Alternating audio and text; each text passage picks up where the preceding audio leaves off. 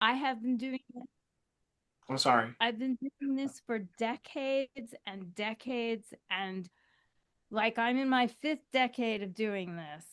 And I have, of course, now I've won some Emmys.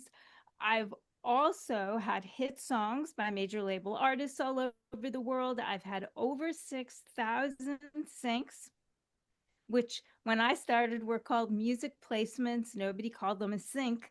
They were just a placement in a movies, TV, games, ads, media, things like that. I've collaborated with some really amazing and famous people like Nile Rodgers and Bob Dylan and just all kinds of crazy, fancy people. And I'm just saying that because if you're going to learn from me, you should know that I've done a few things, right? That's only fair, or else you're wasting your time listening to people who don't have any experience. And in these decades, I have also fallen on my face countless, endless times to learn the things that these days we can come to a Zoom and learn about. Because in my day, you just fell on your face. No one wanted to help you, and people told you you needed to pay your dues. So it's a little friendlier now that there's people like Kevin, like me, like other people who want to help and don't think you need to fall on your face all day. So basically, that's what I do. I'm a writer, I'm a producer. Producing and arranging is my passion. I make a living as a songwriter and a producer, but it's really the production and the arrangements that feed my soul even more than that. I also sing. I started out as an artist, so I know what it's like to do the artist thing. Of course, in my day, you couldn't do it yourself like you can now. And that's pretty cool that in those days, you either got a record deal or a publishing deal or you quit. And these days, right, people can just make music, release it, do shows, do all kinds of stuff on their own. And that's quite empowering. It's it's it's the only problem is there's no attrition rate. In my day, people quit. So there were less people doing it, right? Now everybody just keeps going because you can do it yourself. So there's the pros and the cons of that, but basically that's what I do, who I am, and my motto is music is my air. Music is everything to me. It's my air. It's what I breathe. I've been doing it since I'm a tiny little girl. It is my whole life. So and pretty much I have sacrificed everything to do this because, spending all these decades surviving all the the valleys and the peaks, but the valleys of this business is really hard. And no matter how successful you get, it's still so hard. So if it's hard and things are bothering you, don't think that's just you. That's the business. And, if it's your error, like if it's my error, then that's what we do. We just keep going. Amazing. I really resonated with that. It's your air. I never phrased it like that, but I feel like we probably all feel the same way. But there's plenty of times in music I try to take another route. And when it's your air, you need it. So I felt like I wasn't myself or like something's missing. And I had neglected it for so long that I didn't know what it was until it came back in front of me. It's like, oh, that's what it is. Okay, I can't let it go anymore. Yes, So exactly. that's And awesome. unfortunately, the more success you have, the less air you get because you have to do so much admin. There's so much business Mm. involved. There's so many these days spreadsheets involved. In my day, again, when I started out, you had a cassette tape and a grease pencil. And you've all heard about metadata. Well, the metadata was you put the name of the song, you put your name and your phone number, the telephone, and that was it. That was metadata, the grease pencil on the cassette tape, right? And it has morphed into this problem that people like me spend most of the day doing paperwork, doing admin, typing spreadsheets. And that's so necessary. And that's why we're here too, because I know you all know how to make music, right? What we have to learn is how to do the business, because if it's our air, but we don't have business chops, we can't get the music out there. We can't earn a little bit from it. And of course, no matter what anybody says, I've been doing this a long time and I know people want to make money. I want to make money. We all want to make money, right? Because the doctor and the lawyer and the dentist and everybody else we see, they have jobs that they love and they make money. But for some reason, as creatives, we are just supposed to love it. And it's just supposed to be our air and make money. Well, so in order to make money, right? That's why we're all here getting educated. It's so that we can, you know, find some outlets for this air and music of ours to forge forward with it. Amazing. I'm speaking. You getting me thinking. Yeah, I'm just like Oh, I'm zoned out. sorry. Right? No, it's amazing. It's amazing. Great. um, Great. I guess. I didn't share all that, but it just happened. So um, I guess just briefly, and you can direct this however you want to from there. But I have one of the first questions is how did you get started in the business? yes, well, I got started because maybe like many of you and so many of us, I started singing. I was 2 years old. I was 5 years old. I did some public performances. I wanted to be a performer. I wanted to be a singer. I didn't really understand that people made songs. I knew they were there. I just grabbed them from the air and I sang them, right? And then when I got a little older, I started writing poetry because I was unhappy and miserable and tortured and a preteen. And then I became a teenager and I was heartbroken and everybody broke my heart and I was a victim, right? Like we're all, and like I just was so unhappy that I started writing music too and writing songs so that I could sing them to relieve my angst, right? And I always knew that I wanted to do that, but I never really knew what it entailed, of course, and all the business and stuff like we've been talking about that were involved. But that's what happened. So then I was writing songs, I was singing, and then I had a band. And in high school, I had a band. I grew up in New York City, and then I played gigs in New York City, and I played in the Greenwich Village, and I played at all these famous clubs, and I got gigs, and I had a neighbor who owned some clubs, and I got some other gigs, and put my friends in the band who were in school because they were all tortured musicians too. And that's what happened. And then I pretended to go to college. I moved from New York City to Tucson, Arizona, and I was enrolled in school where I never went. And instead, I joined a band again, and we started touring and in the Southwest. And then I learned how to tour and I learned how to book gigs and I learned how you made money booking gigs and I learned how to be a professional in a band and like all kinds of crazy stuff. It just morphed. And then I moved quickly after that to Los Angeles and had another band and learned more about the music business here because here I got to network and I got to go to gigs and I got to go to events like professional events and organizations and meet people in the A&R people and meet people who were managers and publishers and not so much music supervisors because in those days that wasn't really a thing. There were only a handful of them.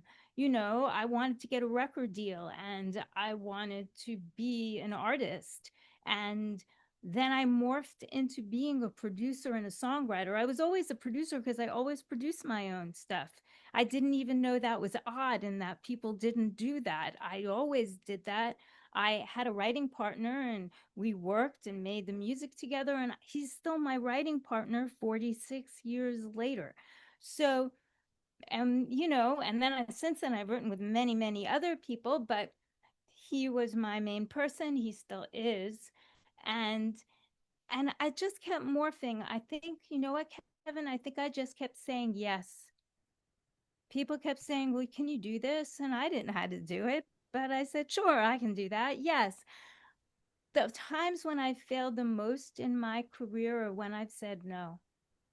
And Mm, afterwards, I've regretted it because I've thought I really could have found someone to hook up with and collaborate with and do that.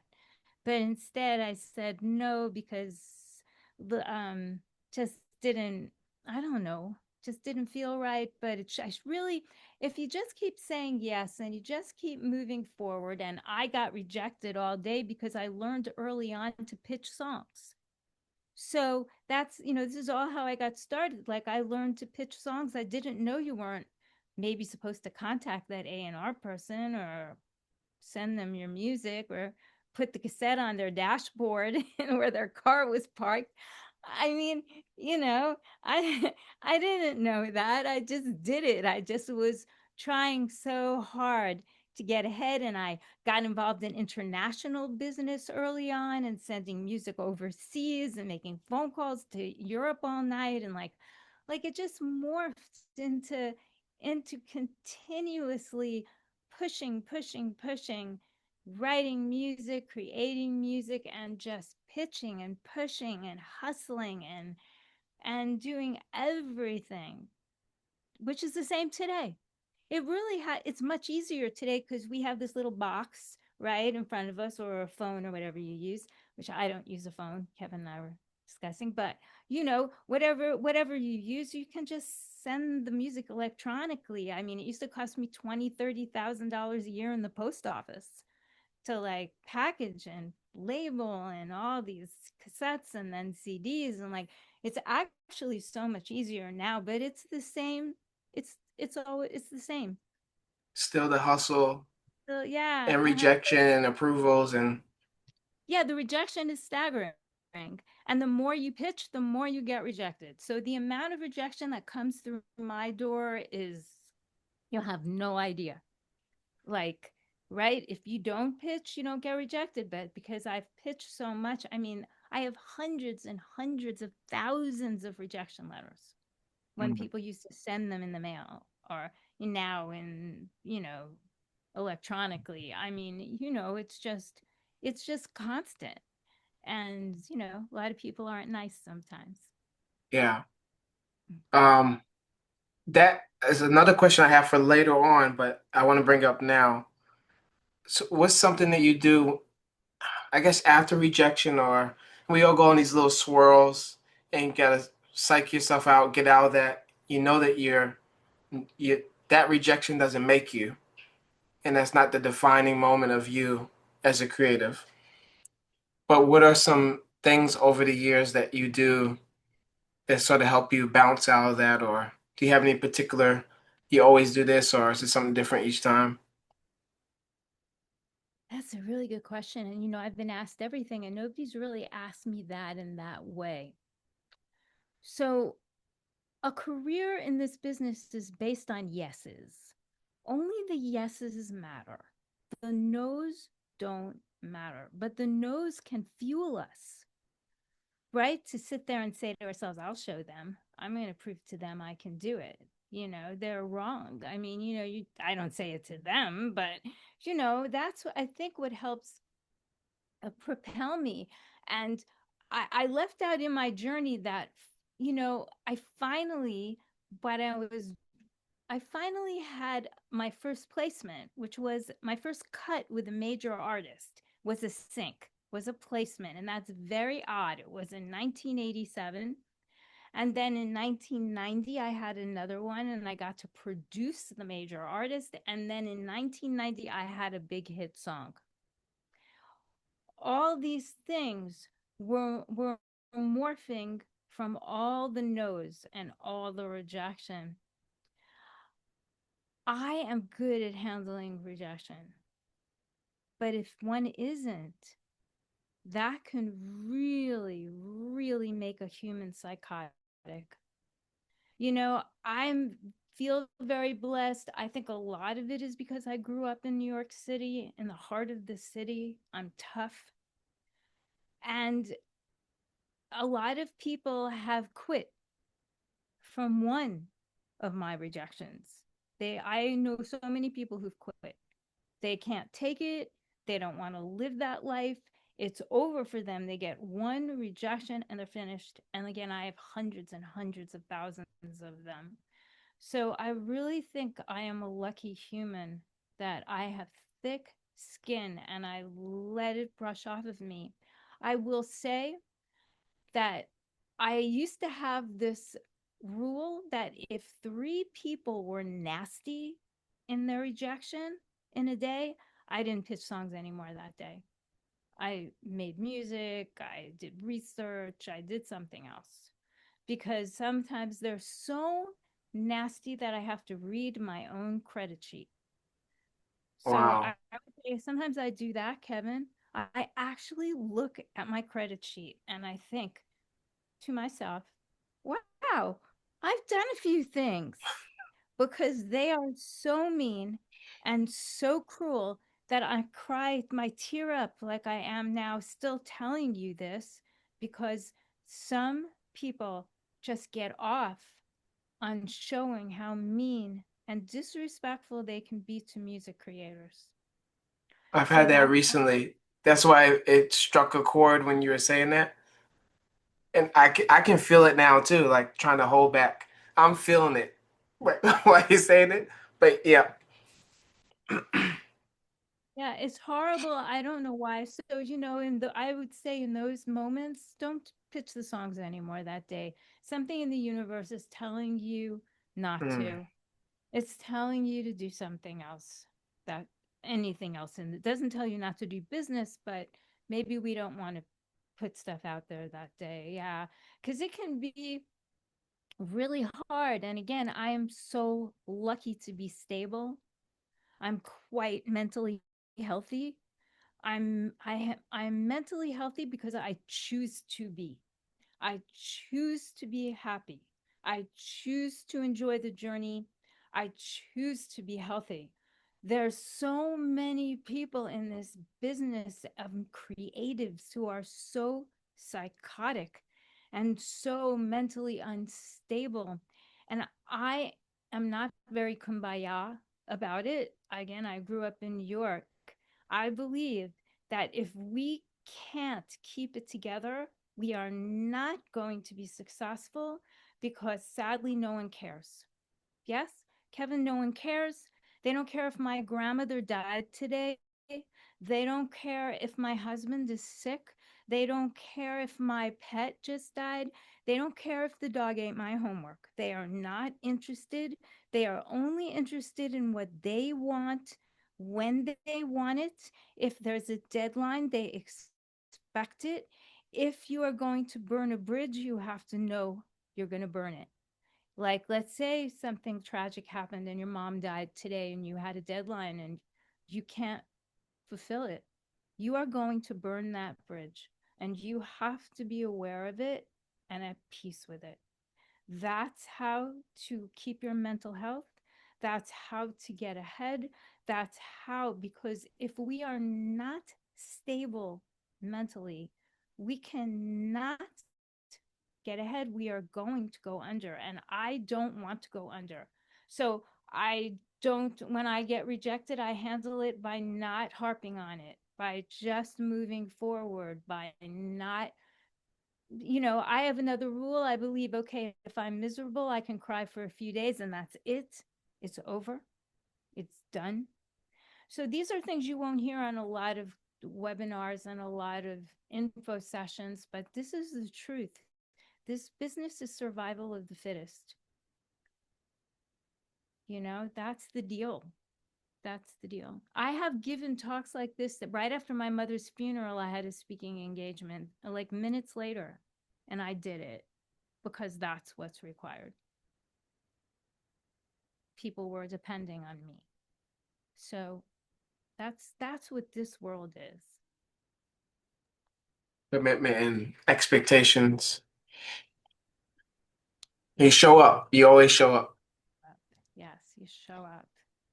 Yeah. So I believe that that's how I've handled the rejection and why I've gotten a little bit of success is because I show up.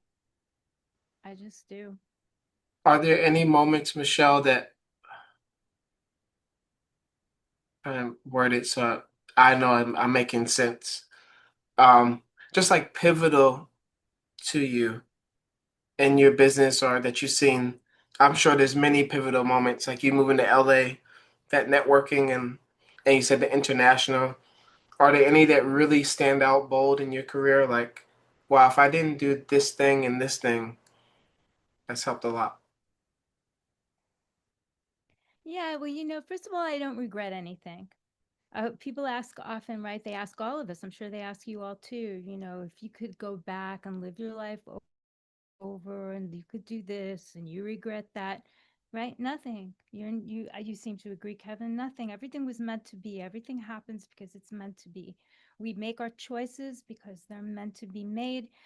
And I wouldn't go back and tell my younger self to change anything. uh she fell on her face because she was supposed to, and she didn't get some things she wanted because she wasn't supposed to. They weren't meant for me, and I've gotten what is meant for me. And I celebrate what is meant for you and everybody, right? I believe in competition. I mean, not competition. I believe in community. I'm sorry, not competition. I don't believe in competition. I'm not competitive with anybody but myself. So the pivotal moments, of course, are, all the ones where like I wrote my first song, I recorded my first song, I got my first cut. Oh my God, I had my band, all those usual things. And there are pivotal moments always because anytime something happens that's a yes, it's a miracle. All the stars align. I mean, if you even get a little cut with a little artist or a song in a TV show that's so buried in the background, it's still a huge monumental thing. It is so hard to do this, right? So I never take anything for granted, and I'm always having these wonderful moments and these difficult moments, and it doesn't change as much as success as you have, because then a lot of people say, oh well, it's so easy for you, I mean your credit sheet is a mile long and blah blah blah blah blah. And it's not easy for me, because then people say, she's old, she's not cool, yeah, I know who she is, but what do you have that's new? Yeah, yeah, that's nice, but they really want to find new things, interesting things, people who they don't know. And that can be someone at any age, because I have a student, she's about to turn 71, and she's gotten over 100 placements. And Frida Payne just got one of her songs. And like, she took my class, I taught her how to do it. And she is not a young person. So the reason why I say I'm old is because I'm old. I'm like known. I'm known for decades. But she was new. Like, it didn't matter how old she was new and discoverable, and people want to discover her. So she's had many pivotal moments now, at her age. Plus, she has no time to waste. So, yeah, right? Yeah. So I feel, but the usual suspects of nominated for an Emmy, winning an Emmy, having a number one song, having gold records, all those things. I mean, it's like crazy stuff. Like we just make music. I just make music. Like, I don't really make music thinking I'm going to win something, get something, anything. So it's always pivotal, and it's always a miracle. It's just right. If you get a single, the entire world has aligned. If you get a theme song, I mean, these are things that, like, you're as mind-boggling things, so. But I believe everybody can do it. That's the whole thing. Like, I'm not that special. I just work really, really hard. I just pitch hard. And when I don't pitch anything, just so you all know, nothing comes to me. So if I just sit here and you can say, oh, people are coming to me because I have all these credits. No, they're not. They remember me when I write them and I contact them. And then they're like, oh, yeah, maybe you could do this. But if I don't, if I'm too busy doing spreadsheets, you know, then I don't get any placements or cuts either. So that's important to understand. It really doesn't change, right? Like people say, oh, did the Emmys change you? No, nothing, Hmm. not one bit. They didn't make one bit of difference. Nobody cares. They just want to know what you're doing now and what you can do for them. They don't really care. And sometimes they're jealous too, which really can work, you know, be a disservice. So, That's horrible. Yeah. yeah, it's like, It's the wrong people. Yeah. yeah, the Um, wrong. oh, now I'm going to open the floor up for questions because I'm going to stop myself because literally I just have like 30 more questions, but I'm not going to. No, if uh, people stay, they'll stay. So I'm here and I'm good to go. So whatever you need, I'm not watching the clock or anything. So I'm here to Thank you, serve. Michelle. I'm happy Thank to you help. so much. Yeah, but I Um, love questions. Questions are awesome. okay, we have Hi, Rochelle. Michelle. It's Shire. I do have a Okay. question. Um, the way you're speaking about these pitches has me very interested in what your pitches look like. Is a message that you're sending? Are you picking up the phone? Are you sending a song as well? Like, how does that look for you and Sure. making it something that's memorable?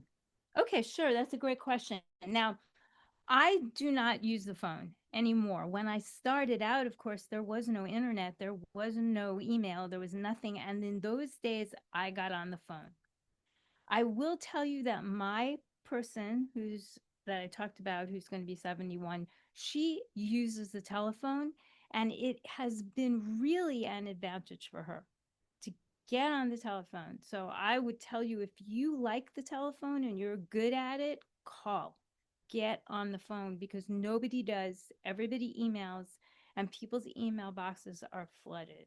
So this is working and being a big service to her to get on the telephone. Me, I'm not going to do that. So what I do is I write an email. Yes, in the subject line, I always address people by their name. I'm going to say in the subject line, hi, Kevin. I'm not going to put in the subject line just songs. I'm going to put something, hi, Kevin. I'm brand new at pitching, but I so believe in this song.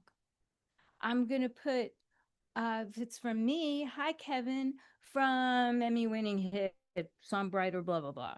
Maybe I'm going to do that.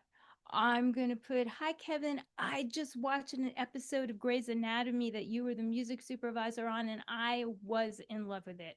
I'm going to put something in the subject line that makes them want to open the email because that's the biggest challenge is to even get them to open it. I'm always going to send a link. These days we use Disco. Have you heard of Disco, Shire? Have you heard of Disco? Yes, ma'am, I have. Fantastic. Everybody get Disco, disco.ac. It is the sending platform to use. We want to use that because that's what the powers that be like. It's good for us too because we can see if they opened it, read it, downloaded it, streamed it, engaged with it. So it works well for us as the pitchers too. Then I'm going to make sure that I either copy and paste the link into my email or I'm going to learn how to send a proper Disco email because Disco has a service free. It's part of your Disco that you can send an email through their system and I love it because it looks really nice. I'm going to put in that email the first thing. Hi, Kevin. I hope this finds you well. Thank you for your time. Because if you don't thank them for their time right up front, they hate you. So that is my secrets to getting a little bit, right? Starting it off with, Sometimes I say thank you for your time. I know you're busy. I hope this finds you well and creative. I address them. I tell them I care. I care about you. This is not all about me. Then, after I thank them for their time, I'm going to say, I watched an episode of Orange is the New Black, and I heard this song called So and So, and it really inspired me. I just love your work. I love what you do. Maybe I'm going to congratulate them. They won an Emmy. Maybe I read that they had a baby. Everything is about them. I'm writing nothing about me because they already know who I am. I'm sending the music. So either I am the music creator or I rep the music creator, but I'm one of those, right? Because I'm sending them music. So they already know that. I don't have to talk about me. That I'm going to write, I'm so excited to send you this song I so believe in. I'm going to say, it's up tempo, happy, inspiring, empowering hip hop. I'm going to put that just a teeny bit about the music, right? I'm going to say, I'm so excited for you to hear this. Thank you again. I'm going to thank you again on the bottom. And I'm going to put best regards, sincerely, best wishes, some kind of pleasantry. And I am going to not attach an MP3. I'm going to give them the link. I'm also going to give them links to my bio, links to my social media, whatever I'm on. So I'm going to give them links so they can read more about me. But I'm not going to sit there in that quick email and talk about me. I'm not going to say, I'm a songwriter, I'm a producer, I'm a singer, I do this. They already know, like I said, and they don't care. All they care about is you might have something they're interested in. Also, if it's a cold pitch, I'm going to send them one song, just one. Even if you saw them on a panel, even if Kevin had them speaking to you and they said, oh, send me 3 to 5 songs, I'm going to tell you from the side of the person pitching, send one song. Because if you send them more songs, they're not going to get to it, right? Even my students, if they send me more than one song, I'm crying because I don't have time to listen to 2 songs. But one song I can squeeze in between meetings. I can find a few minutes to listen to one song. But then I can send them, you can send them another song in a week, but don't. So these are my secrets, my advice to how you should write your letter. Is that helpful? Shira, does that make sense? Very helpful and very thorough. Thank you. Good. I'm so happy because it means so much to me that people engage the person they're pitching to because, again, they hate you if you wait till the end to write thank you. I'd hate you.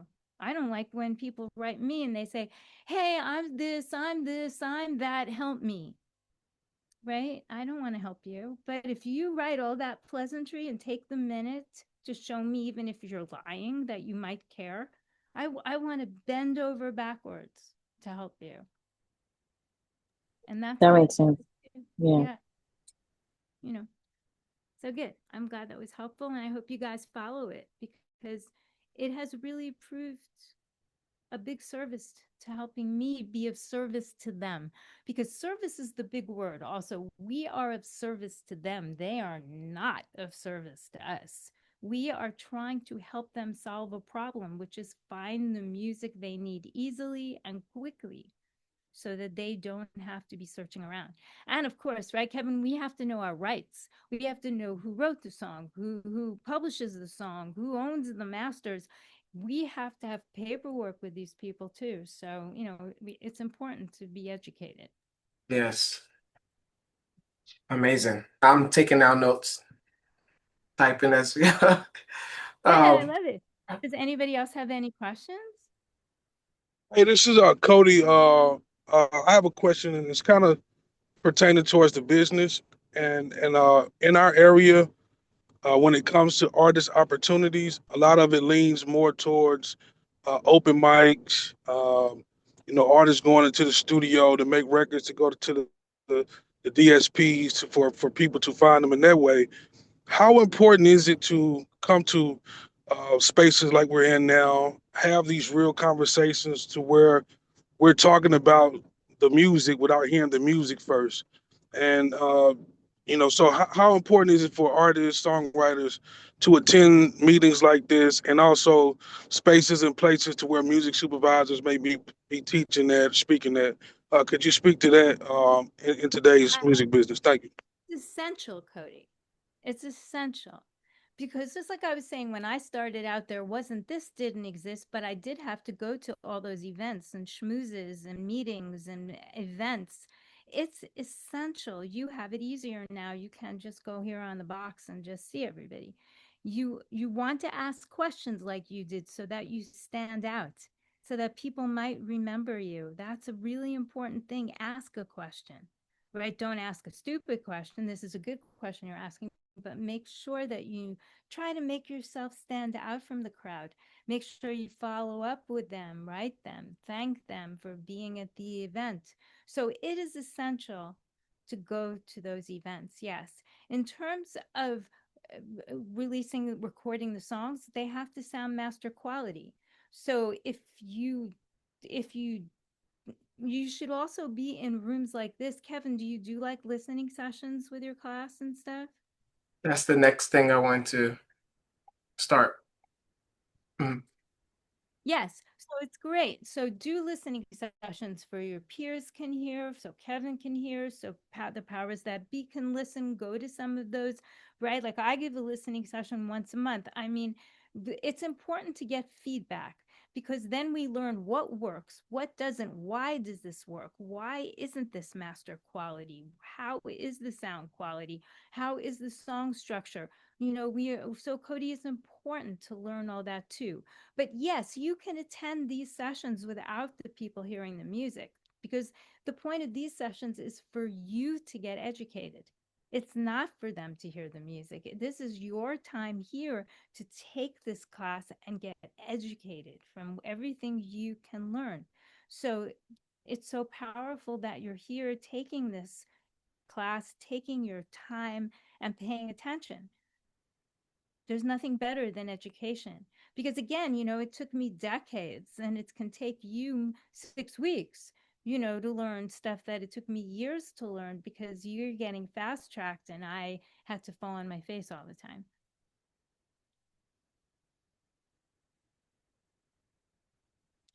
Anybody else? Questions, or is that okay, And, Cody? and I have one more question. Yeah. Now I'll leave it open to everybody else. This is sort of from a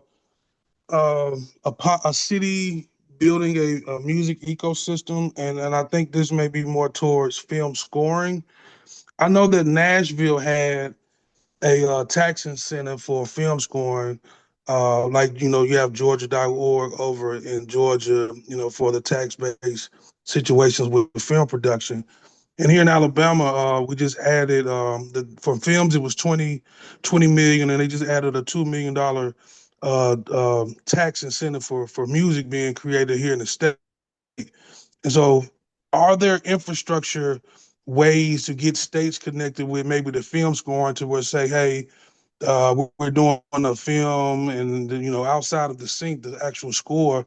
Have you seen any of that happening over the years to where these states or cities with tax incentives have been able to attract business through that way? Well, the thing about the tax incentives are they don't really sadly reach us, the creators. Those are for the filmmakers, for the production companies. It's incentivizing them to come to Alabama and film. It's incentivizing them to go to maybe Nashville or New York, where they have some of those incentives to film and bring their productions there. In terms of it helping us, they don't really care where the music creatives live. It makes no difference for them. They are going to hire us based on the fact that they like our work, they think we can do the job, and we have the goods for them. So that is a moot question for the composer, Cody. It's really for the film producer. So if you're a film producer and you're producing a film and have a production company, then yes, it would be nice to be in a state that had tax incentives because it would be less expensive for you and better for you to get a stipend from the government to create your piece. But in terms of the music, it doesn't really serve us very well. And the only reason I asked about the music is because they just added music to that tax incentive base, Yeah, to where they it's probably did that for the producers to hire the musicians. tracking. Right. They didn't really do it for the musicians to get hired.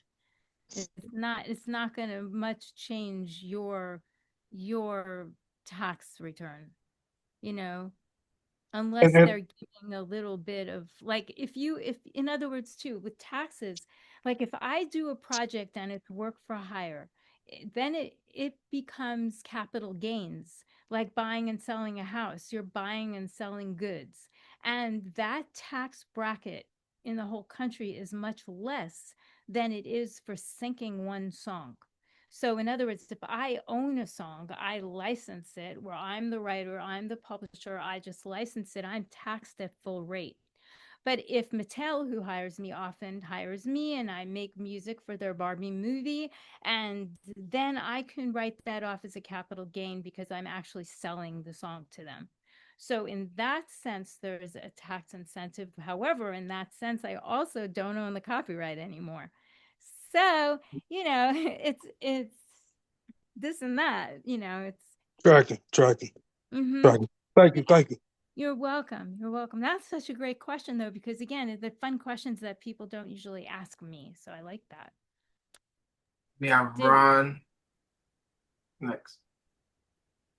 Oh, hey, Michelle, thank you so much for being here. I really appreciate your time today. You're welcome. Lots of great information. Thanks, Kevin, for letting me jump in here tonight. Just a quick question, like like I'm in a place where I'm trying to expand and do more to be able to serve more.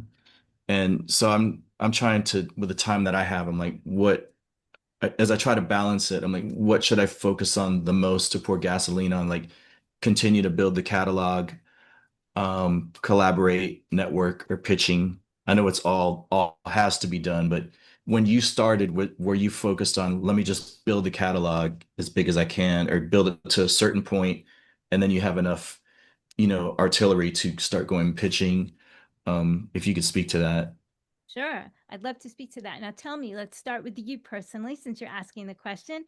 As the example, how many fully produced, master quality, radio ready songs do you have in your catalog? Not a lot. I'd probably say about 30 to 40. Okay, that's pretty good. Okay. Most people will say 10. Most people will Okay. say 2. So 30 to 40, that's good. If you're sure that they're master quality and radio ready, that's great. So you have a nice little catalog you're building. So at this point with 30 or 40, I would say that you can continue, always continue to make more. Unless like with me, I have thousands and really right now I don't even make any more. I'm kind of like, if you don't pay me, I don't want to make the song. But but if for you, yes, keep creating. So you build your catalog, have hundreds, have thousands, like I do. But you are absolutely at a place where you are ready to get the songs pitched. You can start pitching because, again, because the word is service and we are at service to these powers that be. If we have a song and they love it and then we have no other songs to give them, we are of no service to them, right? They're going to say, well, what do I do with you? You have this one song, but I need songs.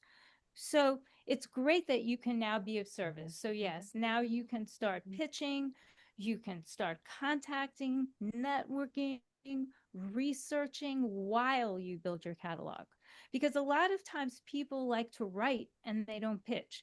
The creators love to write and be in the studio and make the songs and they keep building their catalog, but they never want to be pitching because it's hard to pitch and we can get rejected being pitched, pitching.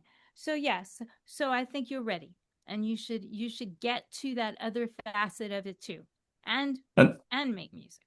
Another thing I do is I run a small boutique. It's a one-man show, like sync agency. So I've been able to get some placement for some indie artists because I knew I couldn't cover as many briefs that were coming in. So I'm like, let me reach source the independent music community, and that's been able to help as well, and I could kind of add that into my catalog as well. So Fantastic. I mean, that's so exciting. So you're doing it right then. I'm proud of you, and I think that's fantastic. And when you're repping these other artists, you have paperwork with them and you have deals that are fair for them and everybody? yeah, like probably more for the art because I came from the artist world, so I take lower than what the standard is, and just because I want to help the artist, and I came from the artist world. So, but yeah, I got all the one stops and then all that stuff. I'm a contract nerd, so I love it. yeah. Perfect. So then you are well on your way and have like all the important things going for you. And that's so cool. That makes me really happy.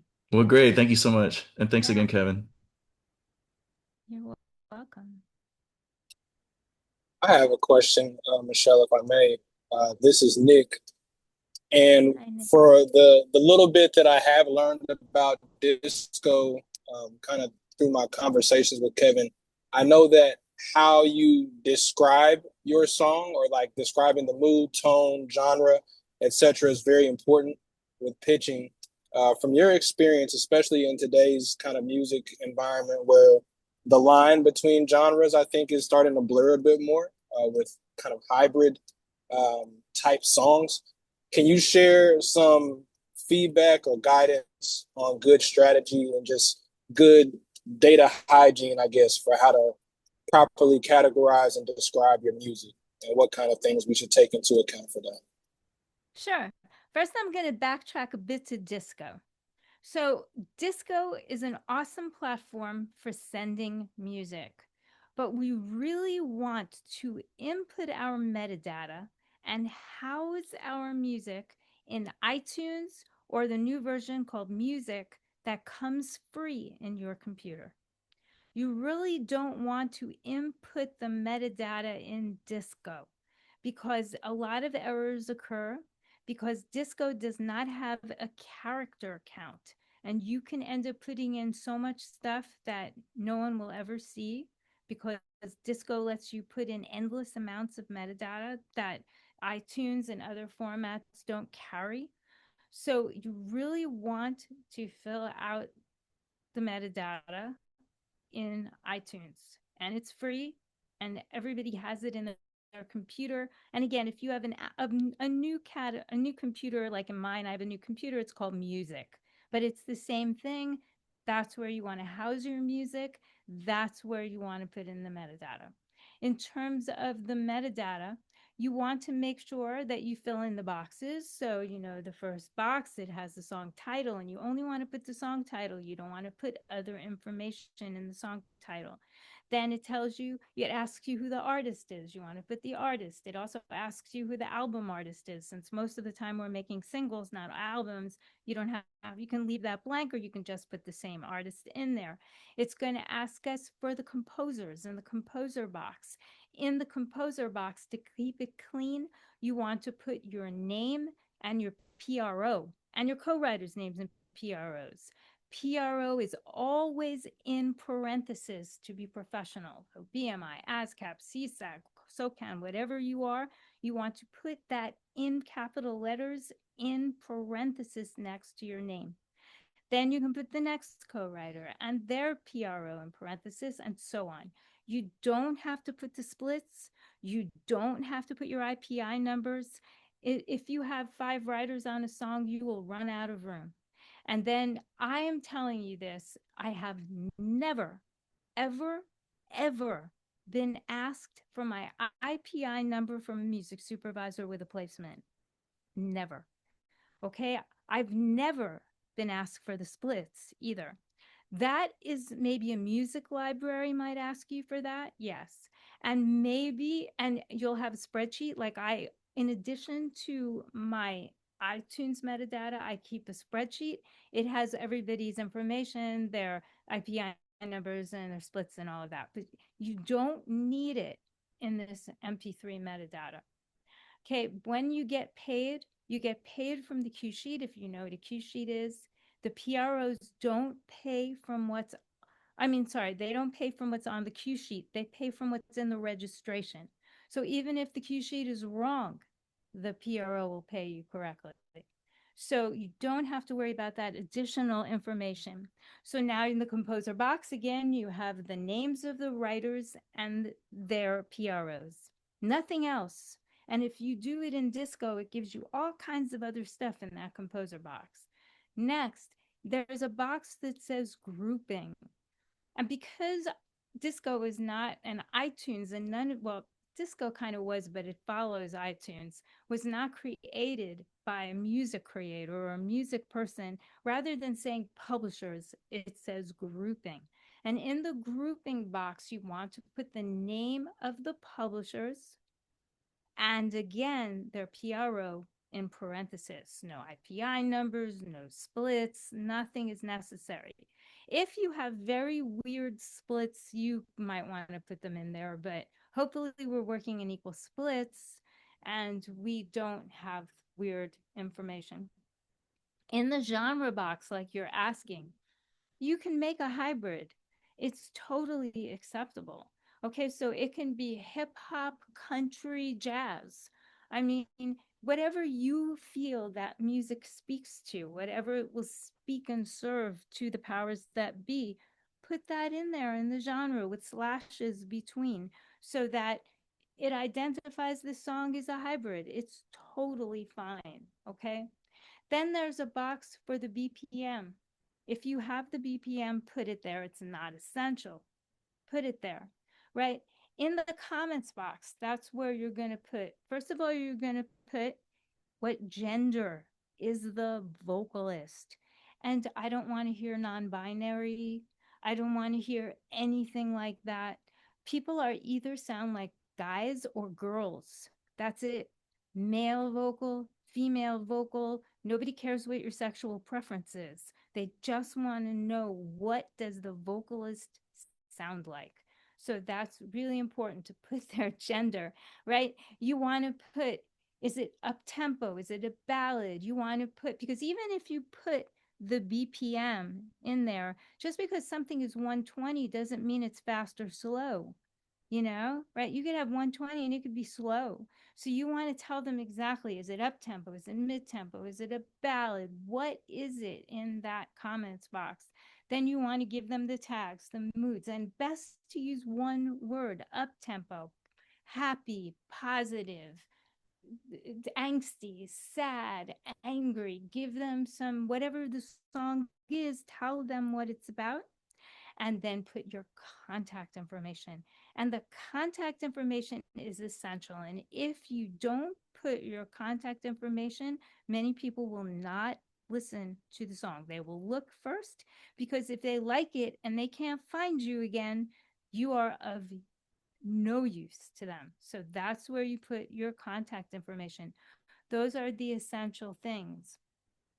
Now, I'm going to give you two things that are very controversial, because again, I am speaking from the music creator side. I am speaking from the person who is pitching the songs.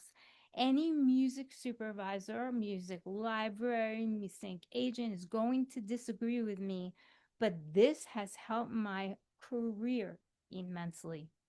Don't put the year in the year box.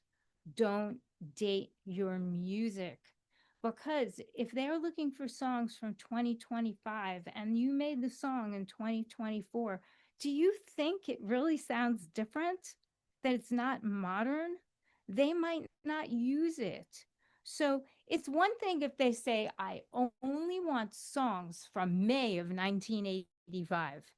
Okay, I never lie. I have everything cataloged from my catalog since 1979.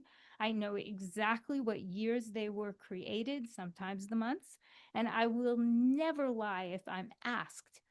But I'm not going to volunteer that a song was made in 2022, because, again, they might only be looking for 2025. The song sounds perfectly new and modern and fresh. So don't put in the date in the metadata. When they ask you, you can then write them back and tell them. You can send it separately, but don't. The other thing is, I never put the lyric in the metadata ever, because I have made so many connections by not having the lyric there, by not giving the cow away with the milk. Because then they write me and they say, hey, Michele, can you shoot me the lyric for Jane's dog? Okay, now I know they like my song, Jane's Dog. I don't have to ask them if they like it. I know they like it because they wouldn't be wasting their time asking me for the lyric. And further, I'm also getting to say hi to them, which is priceless. Priceless. It is so hard to make a connection and talk to somebody. So all I'm going to say is, hi, Sarah. Wow, it's so great to hear from you. Of course, here's the lyric. I look forward to speaking with you again soon. Sit quick. I'm not going to ask them if they like it because, again, I know they like it. Now I can make a little note. I know they like it. They asked for the lyric. Some people will tell you that they search the song by the lyric. Well, if the lyric is saying cloudless gray, honeysuckle rose, they're not looking for that, right? If you're a lyric, I mean, there's no way they're going to look for that. They're looking for things that are happy, that are positive. So if you have a lyric line you think is significant in your song, put that in the comment box. When you're putting the metadata with happy, sad, put a lyric line, in quotation marks. I mean, you don't need to put the whole lyric. Of course, again, this is controversial. A lot of people don't agree, but I'm going to tell you, in my career, this has brought me so many connections. So that's how I feel the metadata should be. Now, again, it's like telling the truth. There are a few music supervisors that require the lyric at the same time as the pitch.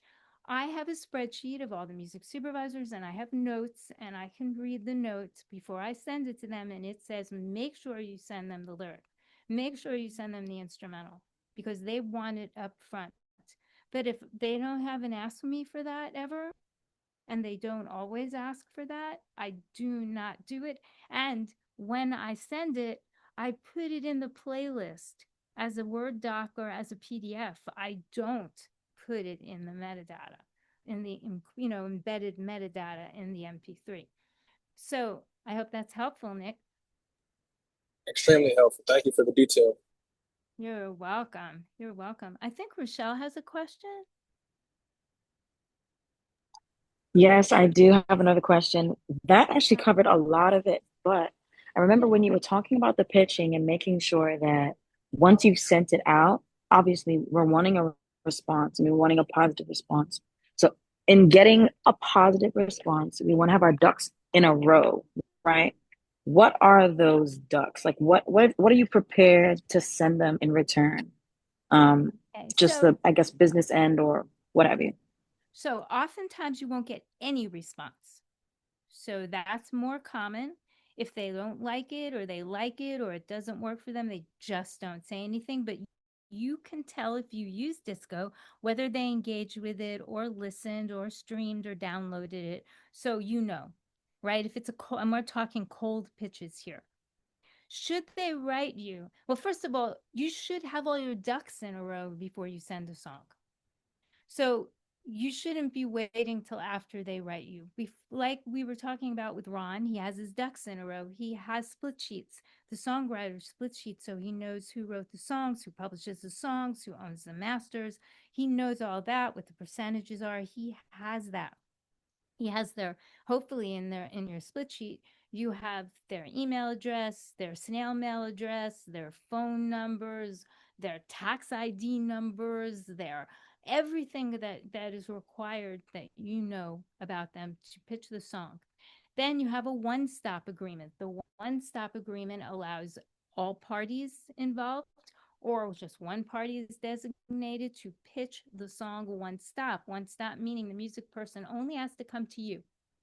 They don't have to go to everybody else to get approval. It's already pre-approved. You also want to make sure you have work for hire agreements so that if you've hired any musicians, singers, studios, producers, arrangers, engineers, every single human being that might touch your song, that you have paperwork, work for hire with them that says they have been paid or traded or whatever it is that on this song, so that you owe them nothing. You have to have that paperwork. So if you have this paperwork, then you can pitch the song. And then if the music supervisor or A&R or whoever's calling you calls you to tell you they like it and want to talk to you, then you already have your ducks in a row because you didn't send it to them without your ducks in a row. Because if they contact you and you don't have your ducks in a row, they are going to be very unhappy because now they like the song and they want to use it and now they maybe can't. So does that make sense? These ducks come first. That makes sense. That makes Good. sense. I have to get with Ron, the contract nerd. Yeah, he has good contacts, definitely. That's why we're all here too. Like a lot of people think that they want to connect with people like me, but you can have connect with your own people here, and they might be able to help too. So that's essential. Like my songwriting partner of over 46 years, he doesn't know how to fill any of this stuff out. I fill it all out for him. That's okay. Somebody has to know how to do it, you know? And somebody can help us. Also, you don't know who he is. He's not like a really high profile person, but yet he has so much success. So we can network with each other too. Sometimes that's really powerful. Absolutely. Thank you so much. You're Such good welcome. info. Yeah, of course. I have one more question, Hmm? Michelle, Yeah. from Marcus. Okay. Hi, Marcus. Hey, thank you all. Thank you, Michelle. And really, this is not so much a question as much as I just wanted to say thank you. I had a chance to As maybe far as utilizing AI as a public. Uh-oh, what happened? I think someone was trying to ask a question. Oh, but continue, Marcus. You were saying you had a chance to do something? Yeah, just no, just maybe a couple of months ago, I think it was at the I think there was the Level Up virtual Oh, sync conference. it's a great And conference. yeah, where you spoke on a panel and just like today, I always appreciate hearing just kind of like your straightforward approach and just the and plus you are inspirational in some ways. If nothing else, like I said, I know that it's like through the things that you said right now, there's been kind of like some a fire lit under me in terms of like pitching and things like that. Just just those kinds of things. Even though that so but just so really just wanted to say thank you. Like I said, the Hey. times I've heard you speak, it's really been it's been motivational. I'll say that it's been motivational and it's been appreciated. Well, that means everything to me. Are you kidding? Of course, because that's why I'm here, right? I come and I do this to hear that. That's the biggest reward because I want I want you to be excited and to go and do it. Of course. Yeah. Fantastic. Yes. We all have to stay inspired and it's hard, Hmm. So that's beautiful. Thanks, Kevin, for bringing me to hear that. Yes, thank you, Michelle. I know we were over. I know you said it's okay, but I want to apologize for a little bit. I'm extremely grateful, like heartily deep felt. So sometimes when you um are in your path to your career and you need to hear certain things and you hope that it resonates with people, even if it resonates with one person, it's like you've done your something great. So as Marcus said, resonate with him. I'm very grateful. Thank you. Of course. Thank you for having me, Kevin. And if you're sure you're done and you didn't have anything pressing to ask, because again, I'm here. Once I'm here, it's all good for me. I don't have to run anywhere. So, you know, don't, if everybody's, it's fine. I'll do one last. Any closing questions? Yeah, go for it. just thanks again. It was awesome to get to know your story and just, how the history of what you do and everything. And congrats on all your successes and much more abundance and success to you. Thank you. Back at you and everybody. I'm impressed with what you're doing there, Ron. That's terrific. So I had a closing question for you. Yeah. Um, what's the one piece of music that you've written I wants to go listen to that like means the most to you, and why does it mean the most to you? Okay, so I don't really have that, but what I do, because I've written thousands of pieces and they're all my babies and I love them for different reasons, but I do have one song that I love that I've pitched that I have never placed. And every time someone asks me, play me something you love that never gets cut, that never gets placed, I always play the same song. And the funny thing is that I found out years later, because it's an old song, that my collaborator is the same thing. Every time someone Wow. asks her, yes, that's powerful, right? She chooses the same song. And I will tell you that pretty much every time the person who asked the question says, oh, yeah, that's really nice. What else do you have? Wow. Every time. So, and again, sometimes we're so close to her songs. I'm like, I think it's recorded well. I think it sang really well. I think it's really beautiful. It's very emotional. When we wrote the song, we cried. We loved it so much. It was so powerful for us. And yet, it doesn't seem to resonate with people. So, with those powers that be. So that would be the song. It's called Last Day. And Last and day. then last day, and yeah, it means everything to me. It's on my website, people can find it. Okay. And yeah, I don't know. So again, how can we know? Sometimes we all write a song and we think it's amazing and no one likes it, and then I have another song that I don't like it, the publisher of the other writer doesn't like it, nobody's really, and it's been placed so many times. Right? And it's kind of like, it's okay. I mean, I wrote it, so yeah, it's okay. I Right, like it, right. but I don't know why. Some songs, they resonate and some don't. Now I But yes, can um relate to you with that because one of my most synced tracks, Michelle, is so simple. It's like three piano keys. And the drums are really simple. And I'm like, is this all, you don't feel like I made it, but I don't feel rewarded when I know that that's the one getting synced. Like I want to make something better. So it's funny. yeah. But that's how it's like that because we are close to our own little babies and we sometimes can't really tell what's good and why that touches people and why, yeah, why it makes them feel something and why another one doesn't. It's very difficult And to Michelle, you tell. have you have a class that you do, an education program that you do. How often is that currently open, or how does that Yeah, so work? right now my class is always open. It is recorded, and then I give um email office hours, 7 hours a day, so people can watch it and they can call me and I mean write me about it. Once a month as part of the course, I give a live Q&A and then I'm live with everybody. But I'm so hands on that even though it's recorded, people can write me, call me, Wow. try me all the time about it.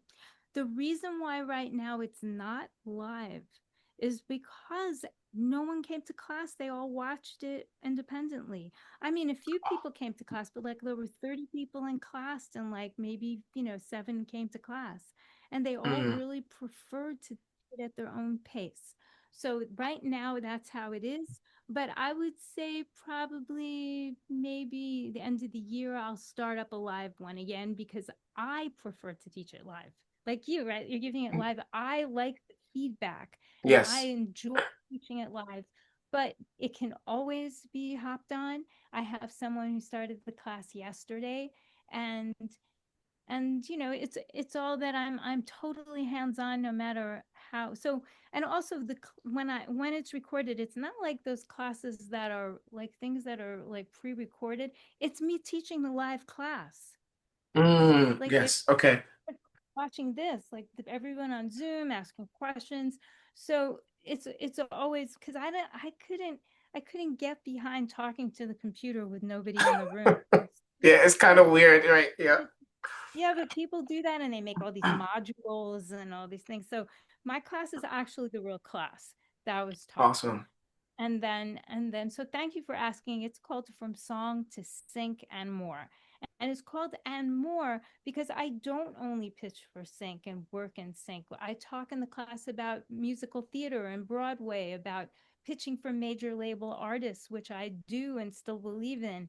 It talks about pitching for retail stores and all different media and trailers and you know, there's so many more possibilities for our music that are out there.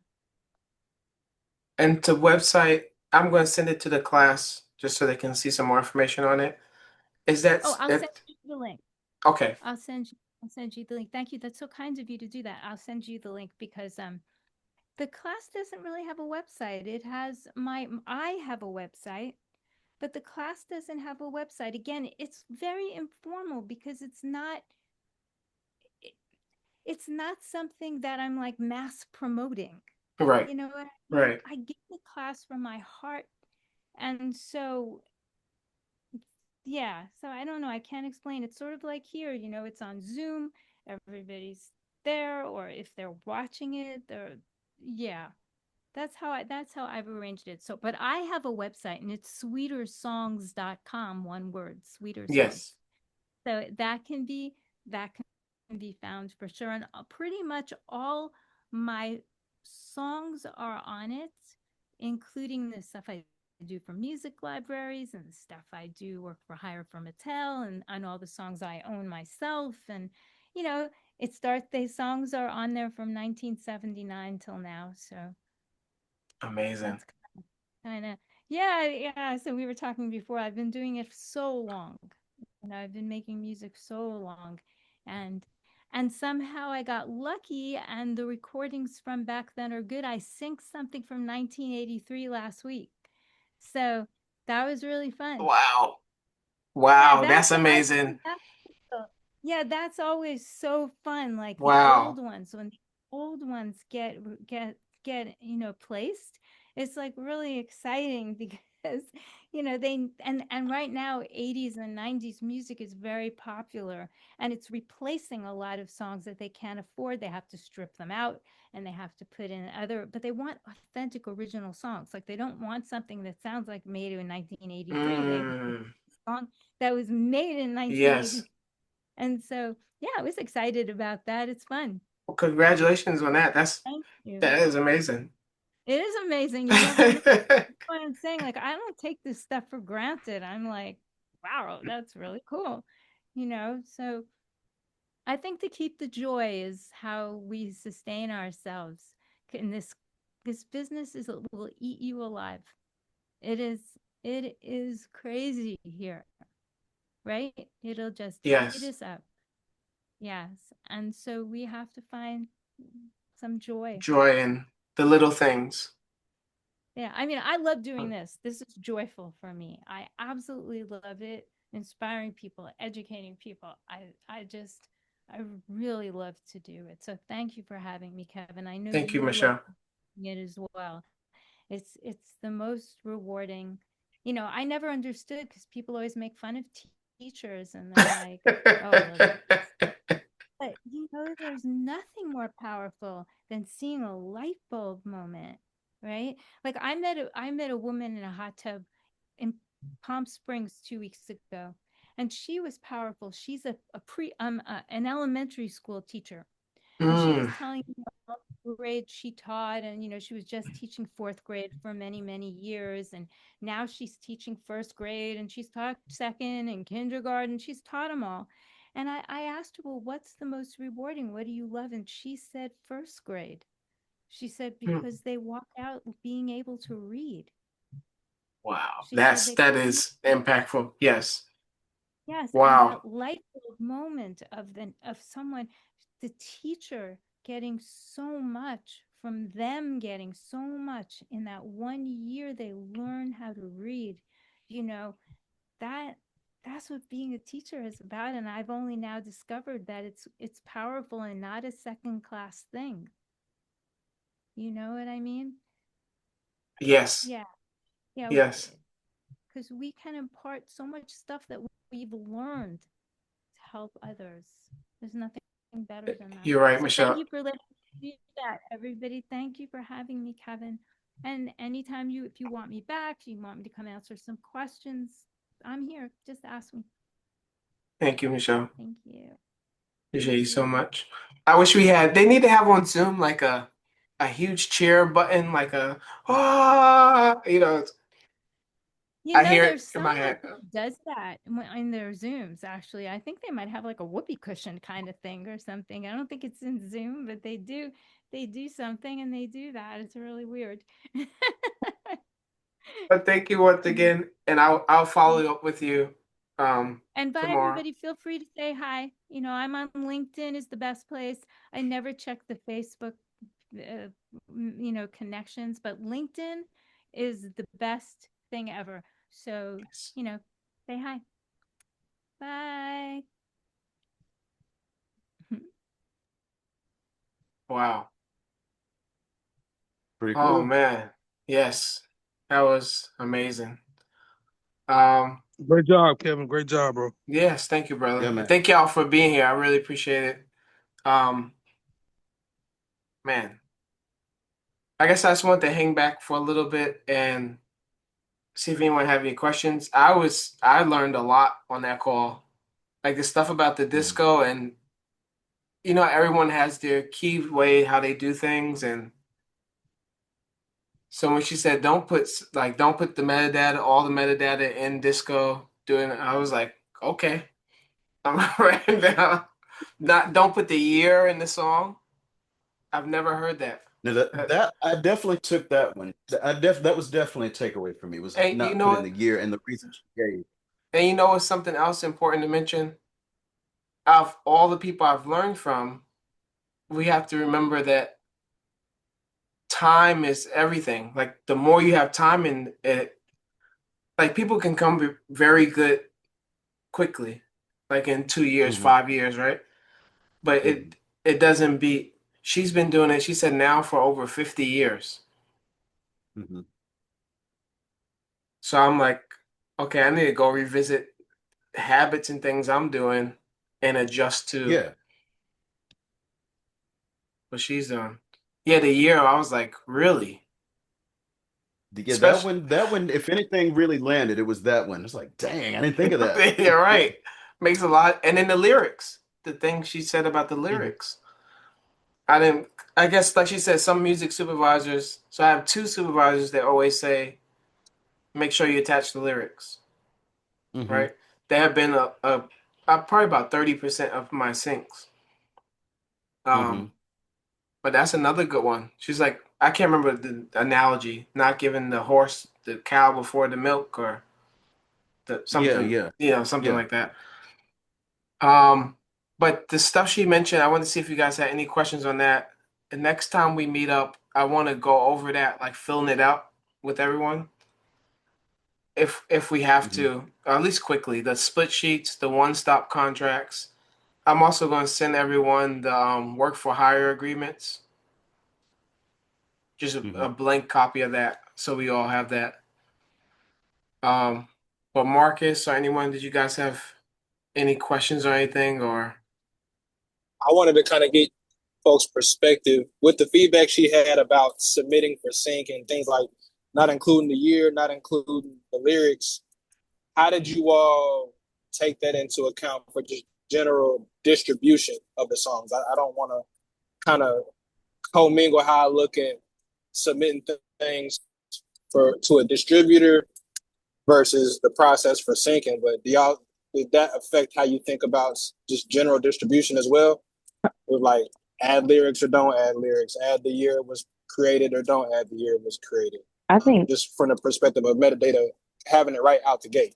personally, I feel like I'm having to learn that there is a separation between the syncing and distributing. And they kind of feel like different worlds, like two sides of the same coin, where I know as a listener, as well as somebody who's putting work out on distribution platforms and stuff like that, is I'm a lyric nerd. I like to look at the lyrics. I like to, pick apart the prose. Like I'm all about that. So when I'm distributing, I definitely like there to be lyrics somewhere. But I do like the idea of leave something to be desired, where it's like now there's a reason to reach out to me and be like, hey, like, can I get those lyrics? Like, can you give me more information? That way, I'm not always hunting down, and I can be hunted a little bit. Yes, I like that at the end. I think Appreciate Nick, that. what Shira was saying is, I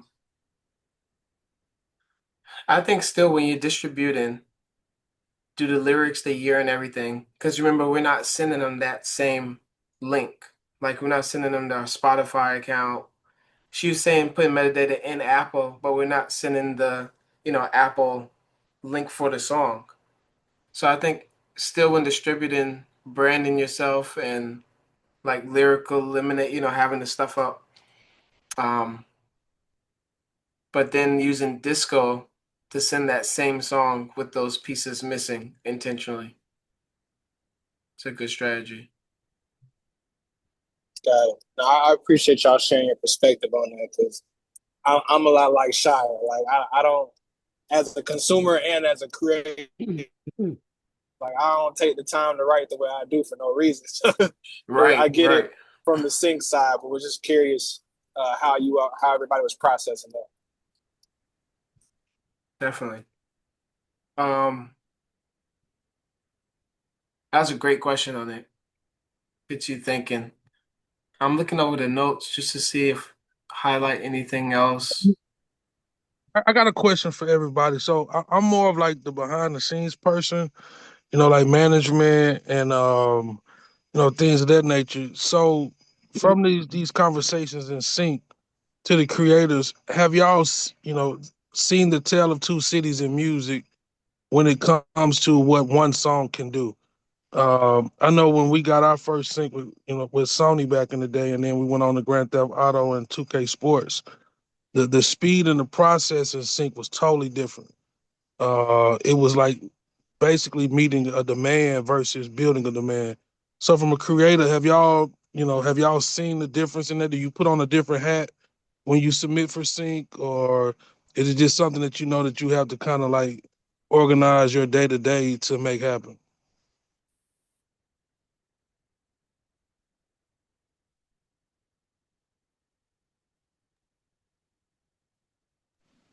Personally, I'm completely kind of new to the sync world.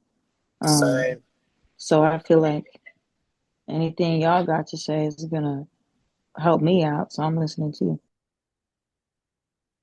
Yeah, that's a great question, Cody.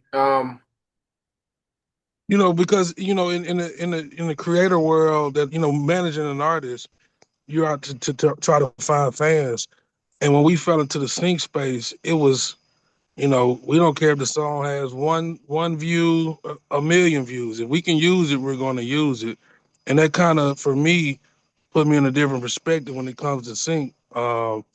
It was really about really having that business together, all the way together. And so, like when she said submit the lyrics, I'm trying to give you everything I can give you, to where I don't have to have two or three different emails or lose a sync because Right, I'm not ready. right, So right. Um, you know what, Cody? That sparked. I'm gonna write a note here. I think it would be really helpful, especially with looking and seeing Nick Shire. I didn't think about this angle. I'm going to do some work to get an artist that is heavily synced on a call with all of us, to answer that question deeply and give everyone insight. But even more so, because I'm not coming at the sync from an artist perspective. Um, so I'm writing a note down here. Yeah. This. And if it's not within this 6 weeks, whenever I get it landed, I'll get everyone together and we'll just do that as if it was part of the boot camp.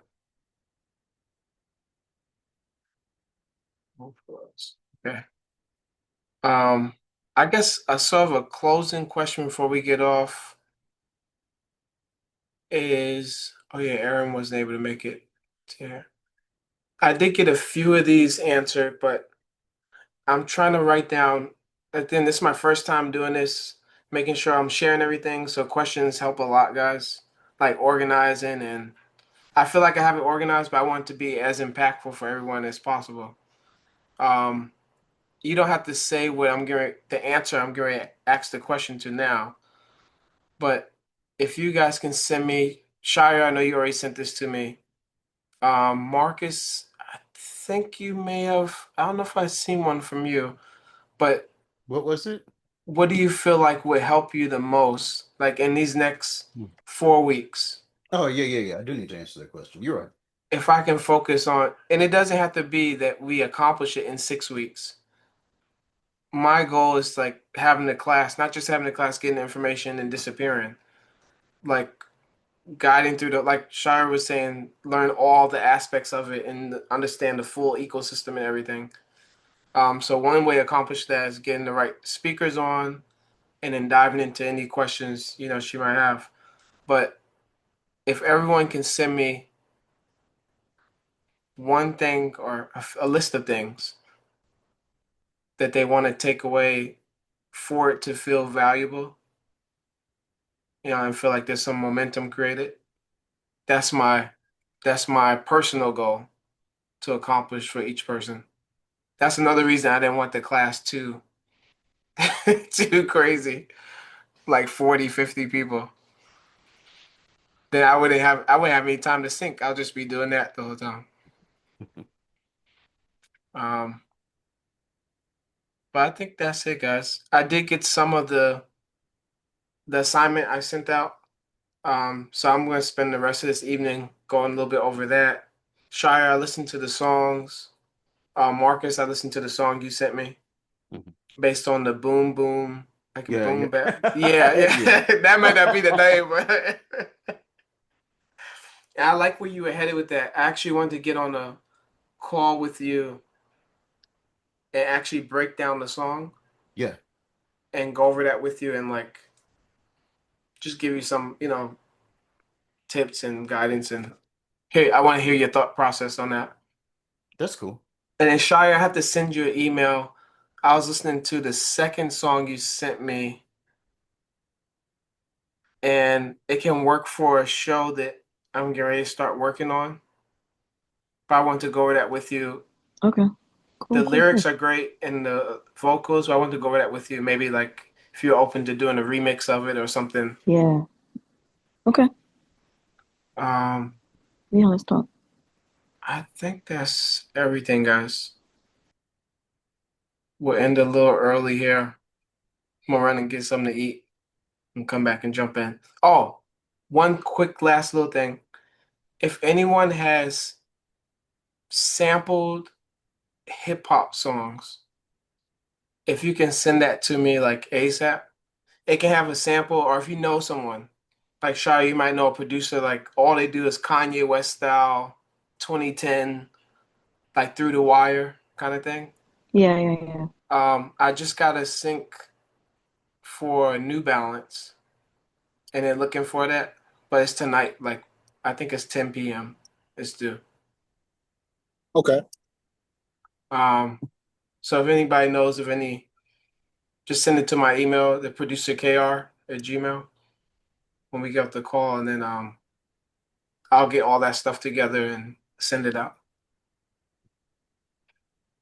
All right, guys. Well, everyone have a great night. Again, I appreciate your time. You too, bro. Y'all Yeah, have I a good will evening. talk to Peace. you Appreciate soon. you. Peace.